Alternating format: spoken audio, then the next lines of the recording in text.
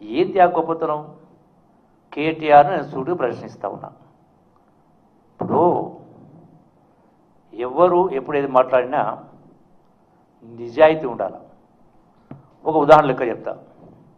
ఇప్పుడే మాట్లాడి కేటీఆర్ ఈరోజే మేము చేసిన అప్పు 350 కోట్లే అన్నాడు. అనడా లేదా? సారీ, 3,50,000 కోట్లు అన్నాడు. అనడా లేదా? 3,50,000 కోట్లు. రెండో మాట, ఇంకో మాట, ఆ మాట ఇంకోటి ఉంటాడు, మేము బహిరంగంగా సవాల్ విసురుతూ సిద్ధం లెక్కలు అన్నాడు. అరే, బహిరంగంగా ప్రజలు మొత్తం యావత్ రాష్ట్ర ప్రజలు చూసేది శాసనసభ చూసినా చూడలేదా? రాష్ట్ర శాసనసభలో నిండు సభలో లెక్కలతో సహా రుజువు చేయడం జరిగింది, చెప్పడం జరిగింది. నేను కూడా ఆ సందర్భంలో ప్రస్తావించిన. హరీష్ రావు అసెంబ్లీ మాట్లాడుతూ మన ఒక సందర్భంలో మాట్లాడాడు, జూపల్లికి చిన్న మెదడు చిల్లుబడ్డదా అన్నాడు. చిన్న మెదడుకు చిల్లుబడ్డదా జూపల్లికి? కేసీఆర్కు బీఆర్ఎస్ నాయకులకు చిన్న మెదడు పెద్ద మెదడు మొత్తం చిల్లులు పడే తెలంగాణ ఖజానాకు చిల్లుబడ్డది. యావత్ రాష్ట్ర ప్రజల జేబులకు చిల్లులు పొడిచింది మీరు. కాదు చెప్పగలుగుతారా? 3,50,000 కోట్లు అన్నావు. నేను అక్కడ శాసనసభలో ఏం చెప్పిన ఆ రోజు?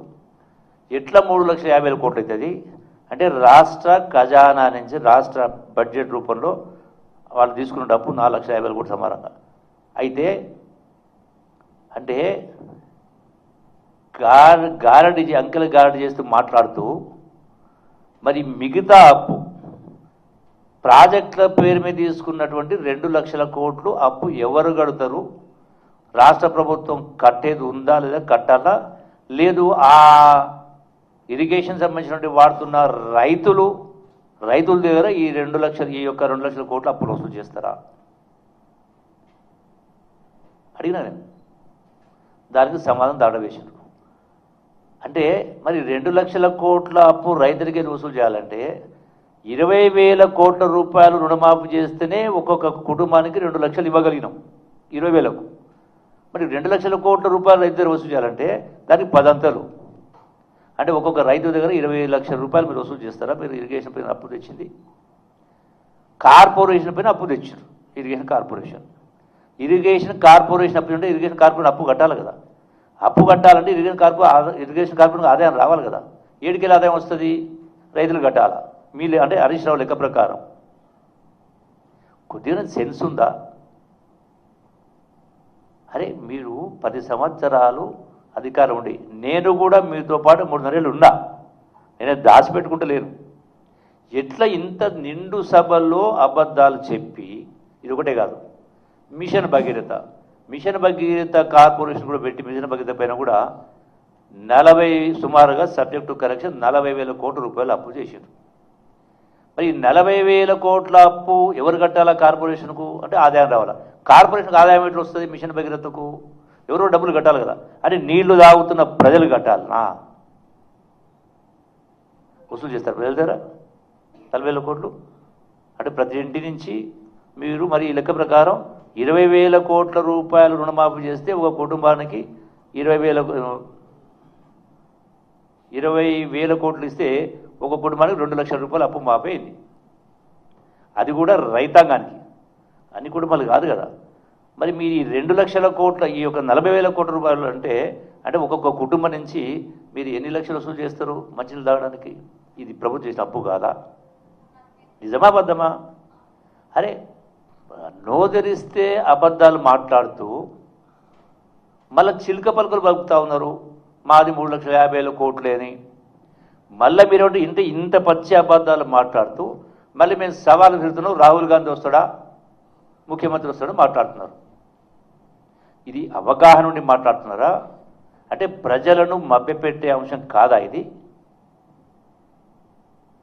గొప్పగా ఎంత చాకచక్యంగా ఎంత తెలివితో మాట్లాడినది గొప్ప కాదు, ఎంత నిజాయితీగా మాట్లాడింది లెక్క. ఇప్పుడు ఈ లెక్క ఉంది కదా, ఇప్పుడు నేను చెప్పిన లెక్క అబద్ధమైతే నేను ఈ రోజే రాజీనామా చేస్తా నా ఎమ్మెల్యే పదవికి. మళ్ళీ కేటీఆర్ వస్తాడా, హరీష్ రావు వస్తాడా? నేను రుజువు చేయలేకపోతే అన్ని 100 అవసరం లేదు, 100 మంది అవసరం, రాహుల్ గాంధీ అవసరం లేదు, రేవంత్ రెడ్డి అవసరం లేదు. నేను రేపు పొద్దున్నే వస్తా. బీఆర్ఎస్ పార్టీ ఆఫీసర్ అంటే నేను వస్తా. నేను చెప్పింది అబద్ధమైతే నేను పొద్దున్నే రేపు స్పీకర్కు రాజీనామా ఇస్తా. ఈ అప్పు గురించి చెప్పగలితే ఇది ఒకటి చాలదా? మర్చుకోకటి అన్నం ఉడికిందా లేదని చూడాలంటే ఒక మెతుకు పట్టుకొని చూస్తే చాలు. ఈ మళ్ళీ మీరు పైనుంచి మేము సవాళ్ళు విసురుతామంటే ఏం సవాళ్ళు? బొంద సవాలు అంటే. రెండవది, మరి ఇది ఇజ్జత్ పోతుంది. అప్పుల గురించి ఎందుకు పోతుంది మాట్లాడుతుంది. ఇజ్జత్ ఎవరి ఇజ్జత్ పోయింది? 10 సంవత్సరాలు వందలాది మంది ప్రాణత్యాగాలు చేసి ధనిక రాష్ట్రం అప్పచెప్తే మీరు చేసింది ఏముంది? ఇలా ఒక్కొక్కరు లెక్క, నేను వ్యక్తిగత లెక్కలు వ్యక్తిగత పేర్లు తీస్తలేను, వ్యక్తిగత లెక్కలు పోతలేను. ఈ రోజున ఎక్కడో ఎందుకు మా పాలమూరు జిల్లా లెక్క చెప్తా.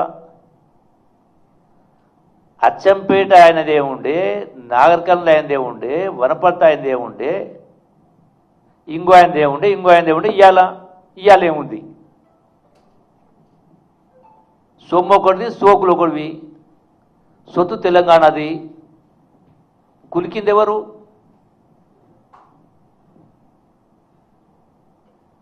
నిజం నిష్ఠూరంగానే ఉంటుంది